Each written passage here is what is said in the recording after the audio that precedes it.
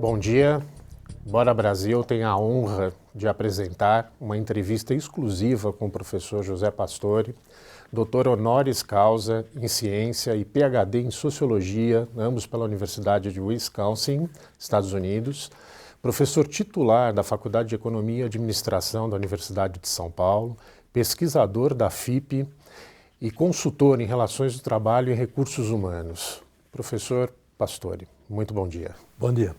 Professor, o governo brasileiro divulgou recentemente uma cartilha apontando que hoje no Brasil nós somos 130 milhões de brasileiros aptos ao trabalho, sendo que 33 milhões estão empregados, 45 milhões hoje vivem de empregos informais e 14 milhões de desempregados. Na visão do senhor, qual é a raiz desse desemprego tão grande no país? Bem, em primeiro lugar, nós estamos amargando uma recessão muito longa e muito profunda, pela qual o país nunca passou. E isso significa uma contração violentíssima de investimentos. E quando você contrai um investimento hoje, você compromete o emprego de amanhã, porque o emprego de amanhã depende da obra que você inaugura hoje. E o Brasil está com mais de 4 anos já com uma taxa de investimento muito baixa. E nos últimos 2 anos isso se agravou de uma maneira extrema. O último dado de abril publicado pelo IBGE mostrou que o investimento no Brasil está em torno de 15% apenas, quando para gerar os empregos que o Brasil precisa, ele deveria estar na faixa de 25%, que é uma diferença monumental. Esse é um dos principais fatores. Agora, além desse, há também muitos fatores ligados à regulação do trabalho, aquilo que preside o relacionamento entre empregado e empregadores. E o senhor acha, o senhor trazendo aí esses números bastante ligados à economia, né? Mas eu pergunto, nessa parte de regulação, o quanto é importante esta reforma trabalhista que está em curso hoje e em quanto tempo ela vai produzir os seus efeitos, caso ela hoje seja aprovada na forma em que ela está proposta, né? Quanto tempo isso dentro de uma economia para gerar efeitos positivos? Bem, hoje em dia a legislação trabalhista brasileira se mantém como uma das mais complexas do mundo, tendo inúmeros detalhes que, para falar uma linguagem bem franca, detalhes que assustam o trabalhador e geram medo de empregar. Então, por exemplo, na lei brasileira, a hora noturna não tem 60 minutos, tem 52 minutos e 30 segundos. É uma complicação medonha essa de fazer cálculos sobre hora noturna, hora extra, adicionais, em cima disso, adicionais de periculosidade, insalubridade. Mas não há necessidade de você manter esse tipo de complexidade. Uma outra complexidade que perdura na legislação até hoje, uma empresa para fazer uma promoção, ela tem que respeitar um critério de antiguidade e de mérito. Se por acaso ela contrata um jovem talentoso e ela quer promover esse jovem em 6 meses, ela não pode, ela é impedida de fazer isso. Então são exemplos, e eles são centenas de exemplos como esse, que tornam a legislação muito complicada e gera o medo de empregar. Hoje o empregador tem medo de empregar no Brasil devido à legislação e, além da legislação, a jurisprudência gerada pelo Tribunal Superior do Trabalho. Então, esse projeto de lei que está em tramitação no Congresso Nacional, ele, na medida em que ele vem a simplificar muitas coisas na área da contratação, no meu entender, ele vai reduzir o medo de empregar. E reduzindo o medo de empregar, no momento em que o Brasil começar a investir novamente, os empregadores vão empregar, em lugar de comprar um robô. Eu não sou contra o robô nem a tecnologia, mas se você puder evitar uma robotização precoce, prematura e extemporânea, vamos evitar e utilizar a mão de obra que está disponível no Brasil. Então, se essa reforma, por exemplo, hipoteticamente não saísse, isso seria um desastre de grande proporção para a nossa economia. A eventualidade de não se aprovar essa reforma vai condenar o Brasil à situação atual. Quer dizer, nós temos aí 14 milhões de desempregados, temos mais 4 milhões de desalentados que pararam de procurar emprego porque estão desanimados e mais uns 4 milhões trabalhando de uma maneira muito precária. Quer dizer, 25% da força de trabalho está numa situação lamentável no Brasil, não é? E as famílias estão sofrendo muito com isso. As famílias já tiraram o filho da escola particular porque não tem condição de pagar, no desemprego ninguém tem renda, devolver o apartamento porque não tem condição de honrar os pagamentos, cancelar o seguro médico particular porque não tem condições de manter. Então é um sofrimento muito grande. O Brasil vai estar condenado a arrastar esse sofrimento por muito mais tempo se a reforma não vier a ser aprovada. E o senhor acha que dentro desse contingente de trabalhadores ainda podemos atingir um desemprego muito maior ou nós chegamos já num limite possível? Olha, nada é tão ruim no Brasil que não possa ser piorado.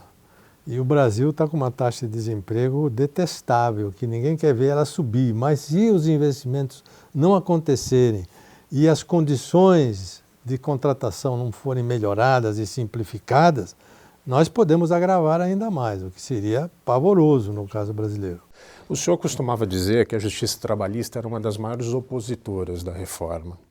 O senhor acha que há uma boa perspectiva disso mudar, esse cenário mudar e se receber melhor essa proposta como uma forma também de destravar o Brasil, destravar essa regulação tão rígida hoje, que é inibitória, né, da contratação?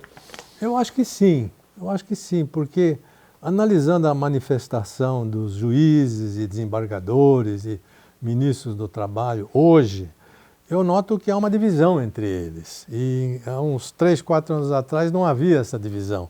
Era quase que uma voz uníssona contra todo tipo de modernização da legislação trabalhista. Mas hoje eu vejo uma divisão bastante saudável, porque eles debatem entre si, muitos deles já veem a importância e a necessidade de simplificar a jurisprudência, de simplificar a lei e de disciplinar o processo judicial nos tribunais, que é uma parte muito importante da reforma. E o que tem de verdade a frase que essa reforma trabalhista retira direito dos trabalhadores? Bem, o projeto de lei que eu conheço, que eu estou estudando, não retira nenhum direito. Todos os direitos são mantidos, mesmo porque esses direitos são garantidos pela Constituição Federal e uma lei ordinária não pode mexer na Constituição Federal. Todos os direitos estão mantidos e mais do que isso, se o trabalhador junto com o seu sindicato, achar que não convém negociar de uma forma diferente da lei, ele não precisa negociar e mantém o direito que está na lei. Ou, se ele negociar e achar que não foi uma boa negociação, na próxima database não negocia mais e volta a ter a proteção da lei. Então é exatamente o que a França fez no ano passado. A jornada de trabalho na França é 35 horas por semana. E a França diz o seguinte, quem quiser negociar 40, pode negociar. Trata o valor da hora extra, veja quanto é que tem que ser pago a hora extra e negocia 40. Agora, se não quiser, estão mantidas as 35 horas. E o que ficou fora dessa reforma, pelo menos do projeto que hoje está em tramitação, que o senhor achava que fosse importante constar? Olha, eu acho que essa reforma foi bastante abrangente. E é claro que não se pode mudar toda a CLT de uma vez só. Eu acho que ela deu um passo necessário para o país e ela entrou nos pontos principais. Eu não vejo assim de emergência nada que poderia ser tratado agora por um novo projeto de lei ou por uma medida provisória, porque o que está no projeto de lei já está consagrando aquilo que o Brasil realmente precisa. O Brasil tem hoje, agora vamos falar um pouquinho da questão dos sindicatos, né? Aproximadamente 11.300 sindicatos, né? É um número que, em comparação a outros países, né, chega a ser absurdo, né? Como é que o senhor vê hoje a representação sindical? Ela é efetiva de verdade? Como é que coexistem 11.300 sindicatos num país? Olha, tanto do lado laboral quanto do lado empresarial, há sindicatos eficientes, com boa representatividade e há sindicatos pouco eficientes ou ineficientes com péssima representatividade. Se você me perguntar qual é a maioria, eu vou dizer que a maioria provavelmente carece de boa representatividade. Mas essa maioria não é aquela que responde pela maioria da força de trabalho. Aqueles que respondem pela maioria da força de trabalho já têm uma boa representatividade. É o caso do setor bancário, é o caso do setor metalúrgico, do setor petroleiro, dos correios, do setor elétrico. São sindicatos bem organizados e efetivos. Agora, há muito o que fazer ainda na área sindical para nós elevarmos a representatividade da maioria dos sindicatos brasileiros. E como o senhor enxerga quais os pontos positivos do fim da obrigatoriedade da contribuição sindical? Bem, esse é um ponto de muito estímulo para o sindicato buscar filiado por conta própria e contar com a receita desse filiado, como acontece em qualquer país do mundo. Agora, há um problema. No setor laboral, também no empresarial, isso acontece. No momento em que você torna uma obrigação inteiramente facultativa, a maioria não vai querer se filiar, não vai querer pagar e vai querer ir de carona. Ou seja, o sindicato vai arcar com as despesas de negociação e não vai ter a receita de todos porque a maioria vai querer ir de carona em cima daqueles que pagam, não é? Então, os Estados Unidos têm um sistema interessante. Eles dizem o seguinte: cada empresa, uma vez por ano, uma vez cada 2 anos ou 3 anos, tem que organizar uma eleição entre os seus empregados, para os empregados dizerem se eles querem ou não querem arcar com as despesas de negociação de um sindicato, pagando uma determinada contribuição. Se 50% mais um decidirem que sim, todos são obrigados a pagar essa contribuição, porque o sindicato negocia em nome de todos.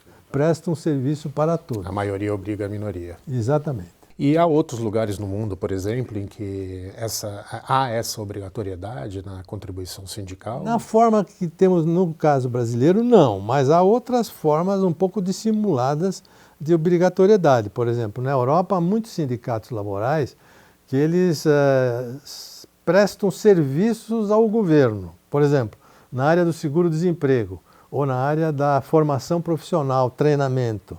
E como prestador de serviço a esses órgãos governamentais, eles recebem uma verba cativa, digamos assim. É um pouco diferente, porque é uma verba contra uma prestação de serviços, mas é com essa verba que eles realizam também as negociações de todas as atividades dos sindicatos. Essa pergunta agora, ela foi sugerida inclusive por um internauta, né, que mandou, essa entrevista foi anunciada entre os seguidores do movimento Bora Brasil, e ele pergunta o seguinte: como é que a gente pode aumentar a produtividade com uma reforma trabalhista em um país onde de um lado nós temos uma população de baixíssimo grau de instrução e de outro lado uma população que está envelhecendo bastante? Bem, a produtividade é o fator mais importante para o crescimento econômico. E, de fato, no Brasil ela é muito baixa, muito baixa. Produtividade nos últimos 30 anos no Brasil, produtividade do trabalho, ela é uma reta assim que não se move, está estável, não se move. Enquanto a China dispara, a Coreia dispara, a do Brasil é um verdadeiro eletrocardiograma de morto, não se move. E são muitos fatores que afetam a produtividade. Um deles é este, é o fator humano, é a educação, é a longevidade. Mas há um outro fator importante que é a organização da empresa, a administração da empresa, de que modo o empresário leva essa empresa. Você não vai ter produtividade numa empresa desleixada, suja, confusa nos seus impostos. E um outro fator importantíssimo é a tecnologia. Isso aqui pesa muito na produtividade. E além disso, a regulação do trabalho. Isso também entra na produtividade. A regulação do trabalho é importante porque se as partes puderem negociar livremente, elas vão negociar remuneração por produtividade. Se elas não podem negociar livremente, a remuneração é dada, não tem o que negociar, não tem o que trocar. Então a troca por produtividade não ocorre. O Brasil, o que acontece? O Brasil tem um modelo onde os encargos sociais são muito altos, 102,43% do salário. Então, uma empresa que contrata um trabalhador por R$1.000, ela despende R$2.200. 2020 reais, perdão. E ela não tem chance de negociar as coisas que são encargos sociais fixos, como, por exemplo, 30 dias de férias, ou abono de férias, fundo de garantia. Não tem, não tem. Os países avançados, o que eles fazem? Eles mantêm os encargos sociais muito baixos, mas os salários muito altos. Então, como o salário é muito grande, a parcela salarial é grande, na mesa de negociação há muito o que trocar. E a hora que você troca remuneração por produtividade, você provoca o crescimento econômico, beneficiando a empresa e beneficiando o trabalhador. Então o senhor acha, por exemplo, que com essa reforma a gente teve a gente teria uma melhoria muito grande nessa possibilidade, nessas vantagens do empregado poder negociar diretamente com o seu empregador? Eu vejo essa possibilidade de negociar livremente e prevalecer o que é negociado sobre a lei vantajoso tanto para o empregado quanto para o empregador. Para o empregado é porque ele vai ter mais liberdade. Ele vai poder fazer aquilo que ele acha que é mais conveniente para ele. Se ele achar que não é conveniente, ele fica com a lei, do jeito que está hoje. Não precisa negociar. E para o empregador, é porque, voltando ao ponto anterior, é a grande oportunidade dele negociar a produtividade. E aqui é que vai ter o progresso da empresa e o progresso do país. Em termos de jornada de trabalho, quais as principais mudanças que a reforma está trazendo? Bem, a grande mudança é que a reforma permite que empregados e empregadores negociem a jornada de trabalho respeitando o limite da Constituição, claro. Então, respeitando 44 horas semanais, eles podem trabalhar segunda, terça, quarta, quinta mais intensamente, outros dias menos intensamente, ajustar as necessidades do empregado, ajustar a necessidade do empregador. É uma oportunidade de ganhar mais eficiência.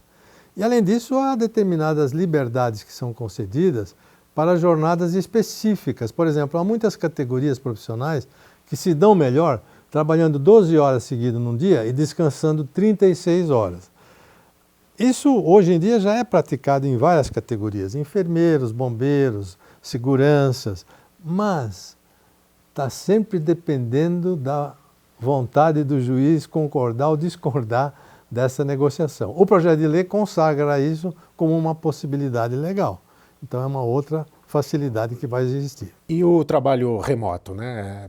Ao que parece isso já vinha sendo praticado, já vinha sendo admitido, mas ainda com falta de um regulamento mais específico. O senhor acha isso bastante benéfico? O trabalho remoto é o trabalho que está entrando muito em decorrência das novas tecnologias, né, no mundo inteiro. Hoje em dia as tecnologias estão revolucionando o mundo do trabalho, né? E há determinadas atividades que podem perfeitamente ser executadas à distância. Então há muitos profissionais hoje que trabalham em casa, trabalham no trem, trabalham no avião, trabalham no hotel, trabalham à distância, não é? Mas isso não estava ainda no Brasil bem regulamentado. E a reforma trabalhista vai regulamentar esse trabalho remoto, dando garantias para o trabalhador e dando proteções para a empresa que contrata o profissional nessa modalidade de trabalho. É interessante saber como é que se contabilizaria, não, essas horas trabalhadas remotamente, né? O trabalho remoto é um trabalho de mais liberdade. Então, se ele é um trabalho de mais liberdade, você tem que confiar. O empregador, ou ele confia no empregado que vai trabalhar remotamente, ou ele não confia e não mantém nenhum trabalho remoto, mantém tudo aquilo dentro da empresa.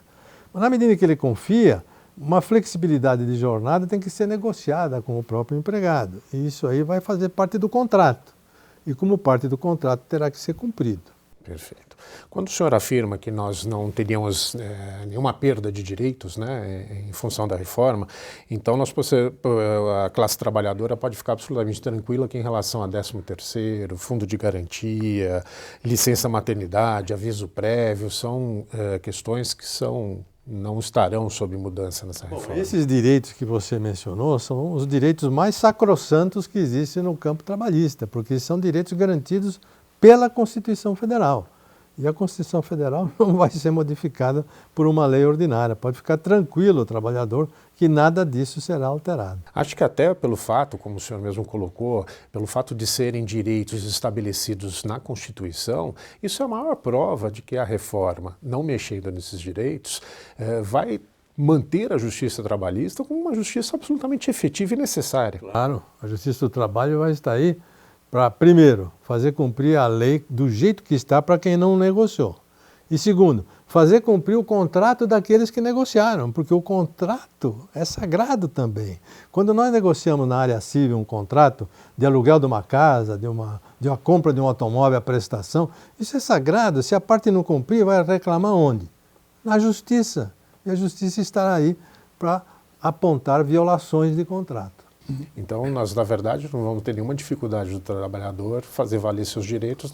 As portas da justiça vão continuar abertas da mesma forma como estão hoje. O senhor não acha, por exemplo, que essa reforma poderia ter ampliado um pouco a aplicação da arbitragem nas discussões relativas às relações de trabalho? Eu acho que sim, porque a arbitragem nos países onde ela existe, Estados Unidos, Inglaterra, Nova Zelândia, Austrália, principalmente nos países de cultura anglo-saxônica, ela resolve os conflitos de uma maneira muito expedita e pouco onerosa, né?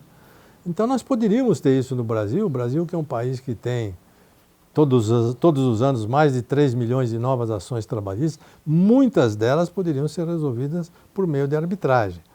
Mas há que se respeitar a cultura brasileira. A cultura brasileira é aquela que confia no poder judiciário inteiramente, não é? Então, confiar num poder extrajudiciário, um poder que não é bem aquilo que eu sempre sonhei, que é a corte e o juiz, eu acho que a reforma, do jeito que está, foi prudente em colocar a arbitragem apenas para os profissionais de nível mais alto e, mesmo assim, de forma voluntária. Só vai para a arbitragem se o empregado achar que compensa para ele ter o seu conflito dirimido na arbitragem. O senhor, nessas audiências públicas que tem participado, né, sobre a reforma, a gente percebe claramente as suas opiniões muito claras, muito translúcidas, muito firmes, né, muito consubstanciadas. E a gente vê, por vezes, algumas discussões, algumas divergências com os senadores. Uma delas trata-se da questão do trabalho insalubre para gestantes. Queria que o senhor explicasse um pouquinho o que é isso e o porquê que está se deturpando um pouquinho essa visão da reforma em relação a esse assunto. É um dos temas que está sendo mais deturpado, no meu entender, nas discussões da reforma trabalhista. Porque já vi muitos senadores e deputados, e mesmo dirigentes sindicais, dizer o seguinte: a gestante será obrigada a trabalhar em locais insalubres. Isso é falso. Esse projeto de lei que está em tramitação não diz isso. Ao contrário, o projeto de lei diz o seguinte: num hospital, por exemplo, no laboratório de análises químicas e biológicas, a gestante é proibida de trabalhar ali. Não pode trabalhar naquele local, porque aquele local é um local de perigo, insalubre. Agora, se ela for secretária do departamento de ortopedia para agendar pacientes para o médico e para ajudar o médico a organizar a sua agenda, não há nada de insalubridade aí. Mas mesmo assim, o projeto de lei diz o seguinte: ela poderá trabalhar aí se o médico dela achar que não há riscos para a saúde dela. O projeto de lei, portanto, é de uma lógica meridiana. Onde é perigoso, é proibido.